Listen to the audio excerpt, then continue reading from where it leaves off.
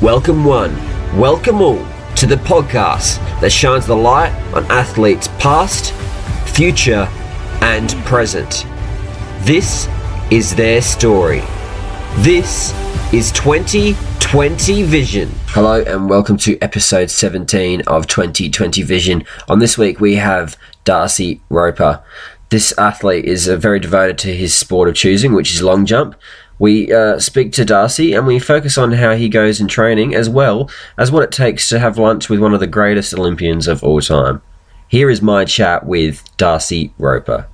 Darcy Roper, thank you very much for joining me for a chat on my podcast 2020 Vision. Do you mind starting off, mate, with telling us about how you got started in your sport of long jump?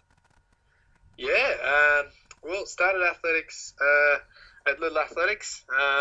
I started, I think, in under 8s, and I was at a club at Redcliffe Little Athletics Club, and then moved on from there to go to Deception Bay, and then I was pretty much at good old D Bay on the north side of Brisbane from under 9s all the way through till under 16s, and and I never really picked long jump straight off the bat, and I liked them all, and I liked sprints and I liked the hurdles and everything, but it wasn't until I was maybe 16 or so that I really thought, well, this long jump thing's pretty fun, and so the event just kind of picked me, I guess. Yeah, that's awesome, mate. So what was the first competition like for you then going into the long jump? I couldn't even tell you what the first significant competition was. It was just kind of a slow process, or a slow transition from going from multi-events and whatnot into just focusing on long jump. But I always found that I somehow managed to get the wins, and winning is a fun thing, I guess. I just thought, well, if this is the one that I'm going to get the most medals in, then I'll stick with that. But I would have to say 2015 Open Nationals in Brisbane, when I was 16 going on 17. I jumped 791 then, and that was a massive PB, just enormous PB in the one competition, and I ended up coming third, I think, on actual place, on actual jump distance, but the fellow who came second was Japanese, so I think I ended up getting the silver medal, and I was absolutely stoked at that. I thought, well, that's not a bad mark, and it put me at a pretty good ranking for World Youths, and so I kind of thought, well, I think it's time to give away the other events and stick with this. That's awesome, mate. So when it comes to athletics, we always have the people behind us, and I have someone to thank, and that's your mum. She's put me in touch with you. What was it like with your mum helping you out during those younger years and pretty much helping you choose what you love to do now? Yeah, I can't thank my mum enough for helping us out in getting to all the little meets and all the competitions, because the Little Athletics League, if you like, is pretty substantial across Brisbane and Queensland, or Southeast Queensland for that matter, as I'm sure it is, in Victoria and New South Wales and other states. But there's so many competitions every weekend. There's always something on, and of course every week you have your interclub Friday nights. So for mum and dad driving us to all sorts of meets all over Brisbane, and I've even done little athletics competitions in North Queensland, in Bowen and places like that. So we've even done Rockhampton and whatnot. So for the parents to, and especially mum, to be driving us all these ridiculous hours to find a track and do a competition was just incredible, and there's no way I would have lasted this long in the sport, or even started in the sport, if it wasn't for my parents getting me into it. Because there is a lot of dedication, a lot of weekends lost on it. But I always loved it, and I had fun, and we always made holidays out of big trips and stuff. So it was always a fantastic family event. No matter what the competition was, it was always a fun one. And and so mum just huge credit to her. She's an absolute legend for following me around, even around the world now. So, she even came across to Europe just recently when I competed in my first Diamond League. And my mother and my father were there as well. So, it was family's huge, my biggest support network. Yeah, of course, mate. That's the thing with little athletics. You have the family element too. That mum and dad can go and they can help with the scoring. They can help with the judging, and they get a bit out of it as well. What is it like for you training for the events that you do? Yeah, my training isn't overly intensive. I mean, being long jump, I'm sure some of the distance guys train a heck of a lot harder than I do. But I train at the moment 5 days a week, 6 days a week, and it's more than I do. And I don't do double sessions or anything like that, so it's not consuming my entire life, and I'm able to work and study outside of my athletics, and and it does fit in well with everything. But if you added up all of the hours of training from when I started athletics, it would be an incredibly large amount. But the training is some nights it's hard when it's cold and it's raining, and and we're far away from any major competition when you're in the thick of the winter training, and it can get a little bit difficult. But that's why it's so important to have a good squad around you and a good group of ladies and gents who are sharing the same interests and the same values, and it makes things a lot easier when you can all back each other and help each other out getting through the sessions. So look, I've just recently made the move down to Melbourne, and I'm training under John Boas and his squad, and it's made a huge difference just being with other athletes at a high level, who are all shooting towards the same goal, being the Tokyo 2020 Olympics. So so it does make things easier when you've got a really good group of people around you. So how do you keep going on and on, mate? Because obviously you've made that move down to Melbourne. That would have been a bit hard on you, leaving the family and everything. What's it take mentally for you to keep going? Because you do that training every night. Like for me, I struggle to get out of bed sometimes, but it's good that you get that opportunity to go and do that training. What do you do mentally to prepare? There's not really a mindset that I have. I suppose a specific mindset in sense of how am I going to get myself to the track tonight. It really comes from a deeper sort of emotion, or a deeper part of whatever my being, and that's I've always had that goal and that dream of being an Olympian from such a young age, and it would just it just wouldn't make sense to me for me to give it away at any point until I've achieved that goal, because it really is just a lifelong goal that I've had.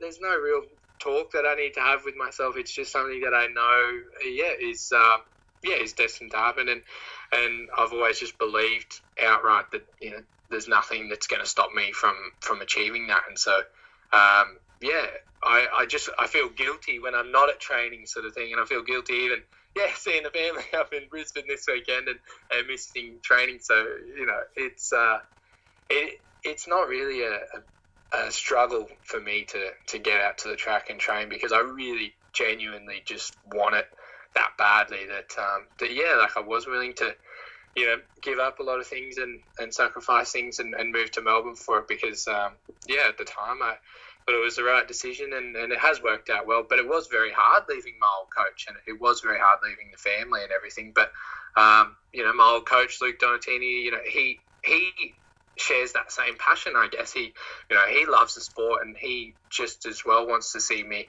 thrive. And there just comes a time when those tough decisions need to be made, and as long as you've got like-minded people, like your training partners and whatnot, and your coaches and whatever, as long as you've got like-minded people that understand that just sheer passion for the sport, those tough nights and those tough decisions and whatnot, are made more easily. That's for sure. So can we talk about your road to Tokyo? How are you going so far in regards to qualifying? And what are you thinking? Are we going to make it? Yeah, we're going to make it. Hey, Beautiful. look, it's easy to say that, and I mean, it's definitely going to take a lot more effort and a lot more training and a lot more dedication on my part. But the road, it's looking pretty good. I've had the best season of my life thus far, and I've still been on an upwards trend lately, and yeah, just everything. I'm just continuing to kick goals and continuing to achieve my targets and whatnot. And yeah, I mean, if I look at past performance as an indicator of future performance, it's looking good. So yeah, I can't complain with the training, and I mean, I would have liked to have jumped a bit further in my recent European trip. I came away with a best jump over there of 8:12. So I was happy with it, but I definitely would have loved to have jumped the Olympic, the Tokyo auto qualifying standards of 8:22. But it wasn't to happen, and that was the goal for the trip, but it didn't happen. But I got a heck of a lot of experience out of it, and was very grateful for that. So I'll take that experience and use it as ammunition for the next competition, and hopefully we'll get that auto qualifying standard of 8:22. Yeah, well, mate, I'm listening to you now. You definitely got what it takes in regards to like the perseverance and all that sort of stuff. So I wish you the best of luck, mate. Is there anyone that you look up to in the sport that's pushed you that little extra further? Yeah, I always say it's a pretty standard response to me, and it is a little bit cliche that Carl Lewis is he's a huge inspiration for us. I've met him a few times, and I've had the pleasure of training with him in Houston, actually. So to meet him and go out to lunch and have good chats with him and his athletes was pretty incredible. And yeah, just hearing his story and whatnot was it was really amazing. And having done that from a young age, it was it was pivotal, I guess, in developing me as an athlete, and just understanding kind of what it takes to be at that top level.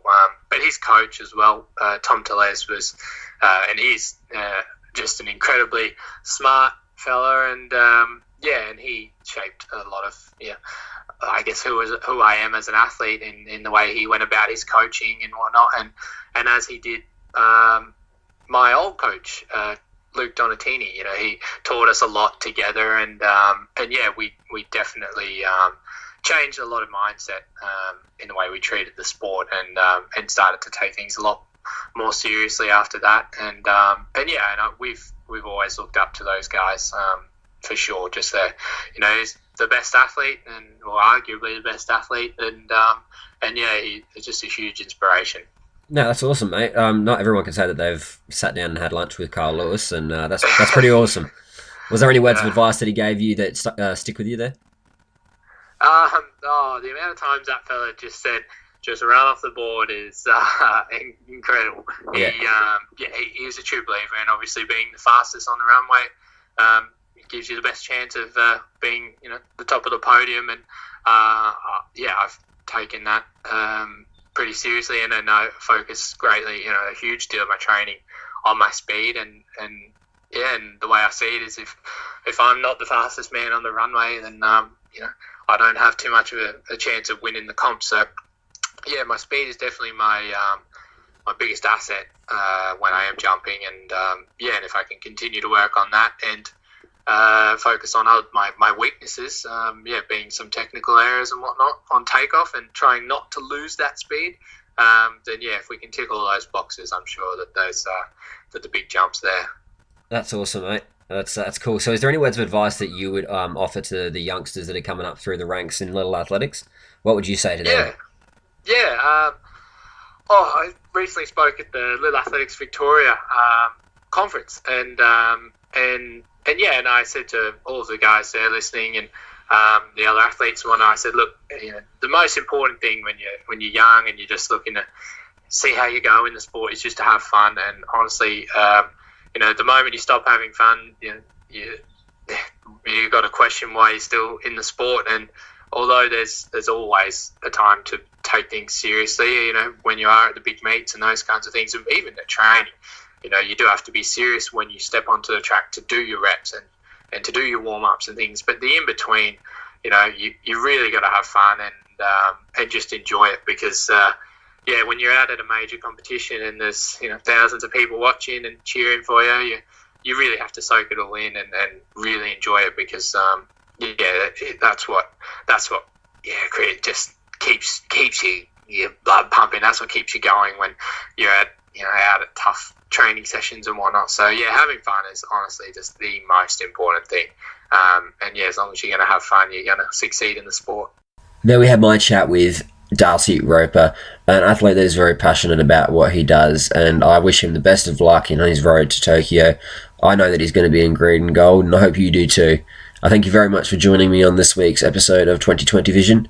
Join me next week. Who knows who we're going to get.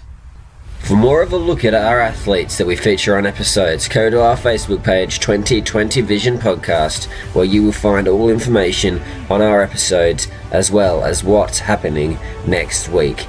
This is 2020 Vision.